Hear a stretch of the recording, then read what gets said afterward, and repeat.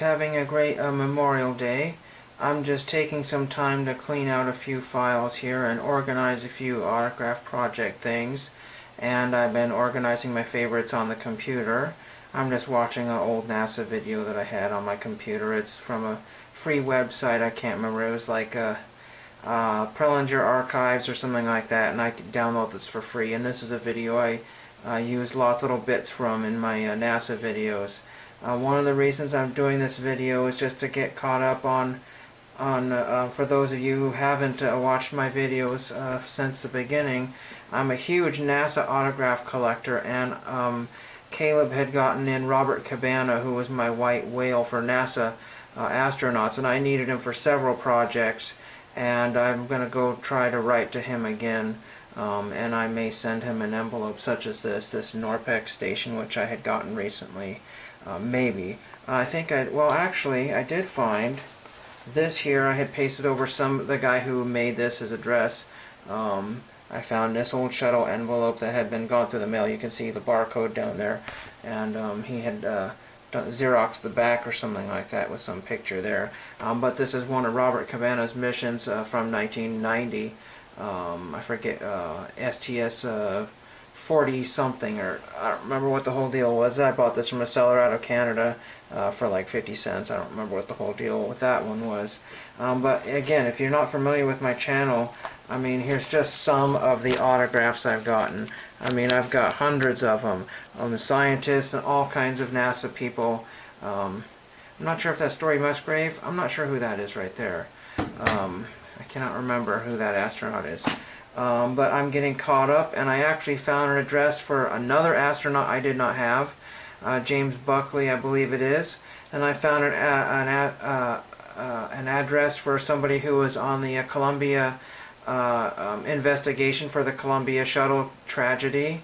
I found his address for that, and I think I might have found another one. So I'm going through and finding things that I might be able to send. Here's a nice Anchorage, Alaska envelope that I had gotten sent. This is space related there recently, and had it nicely canceled. That's a possibility. I'm going to try Amazon for a few pictures in the next few days. I had pictures of Robert Cabana, but I think they were sent off, or maybe they were thrown away. I got frustrated that I couldn't get them the second or third time. Here's an old Gemini envelope. That must have cost about $1. I had somebody to sign it, and it came return to sender. I think that might have been John Aaron that came. Not John Aaron. Somebody came return to sender. I can't think of who it was. And several people had an old guy who's barely, I don't know, he's in his 80s or 90s, I'm not sure. Here's one of my favorite ones, is Cape Canaveral from '62. I've used this numerous times. The difficult thing is finding, like I said, the newer ones. Over the years, I had terrible times finding the ones for the newer missions. Because once the shuttle got going, people just kind of, and they kept on mission after mission after mission. Here's the Jamesburg Earth Station. If I could find somebody connected to that, that would be a good one to send off to them. 1993. Do we have anything here that would be good here? I'll just kind of, here's Skylab 3, I believe that's what that is. Bean Loosma, Gary, and Jack Loosma is a very excellent signer, and it would be really cool to have one of these signed, and I do have something by him signed, an old envelope. So to me it just beats the pictures, and I do have pictures, and a lot of people just find the best image, which is the one that always gets signed, and I bet astronauts appreciate something a little bit different. Now here's one that I was hoping to have signed many years ago, but no one will ever sign these. These will never be signed. This is Columbia Explodes During Descent. And there's that right there. Somebody made that out of a Kennedy envelope there. Unfortunately, they spelled descent wrong. It's decent. And they did that on this one and this one. And so I'll have those. This would be ideal for that person to sign, excuse me, that I had found his address for. Unfortunately, again, he probably will not sign that one, and they don't want it to become a future collectible, and I understand that because astronauts died And so the difficult thing is finding some sort of commemorative that encompasses all of NASA or space or whatever, you know, organization, the European Space Agency, or you know, the new ISS and all of that, or newer ISS and all the other goings on, SpaceX, all that stuff. This one here is the Challenger, STS-33, and Mission 25, in parentheses 25L. I mean, sorry, 51L. Mission 25, 51L. And 51L was the Challenger that exploded. I got a heck of a deal. I think I paid $1 for this envelope.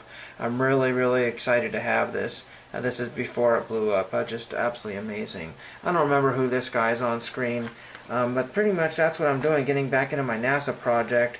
And several people have been waiting for my video that encompassed all the astronauts that I have gotten. If you're not familiar with my astronaut videos, go back and take a look, because I completed every single possible mission except for the 2 tragedies. And there were a couple I had to purchase, but I had gotten autographs from either a ground crew of some kind, mission control, astronaut, scientist, what have you, and they had an extremely important role in each one of those missions.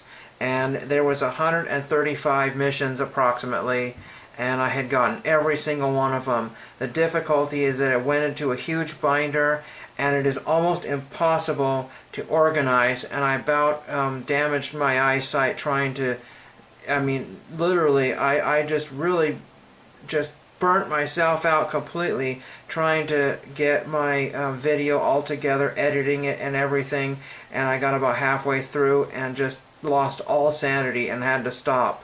And so I've shelved my NASA collection, and there are still a few people like Gene Kranz that are still alive. If you don't have them, time to get them is now. Robert Cabana is like 73, or Bob Cabana is 73 years old. Gene Kranz is probably 90. This other guy I'm writing to was born in the 1940s. He's born in 43 or something like that. The other astronaut is probably in his 60s or 70s as well. So really it's time to get these people before they become kind of faded away. The other thing is that you see these on eBay for, oh, I don't know, untold amounts of dollars, and they're really not worth that, you know, but it's just kind of nice to have a nice official, semi-official piece of paper that's got, this one's for Apollo 14. I think I've rambled enough on, but hopefully everybody had a good weekend. I know some people wished me well, and I wish them back. And I just had an excellent day finding all kinds of addresses for people and getting a few loose ends that have been hanging around since sometime last year. So really nice.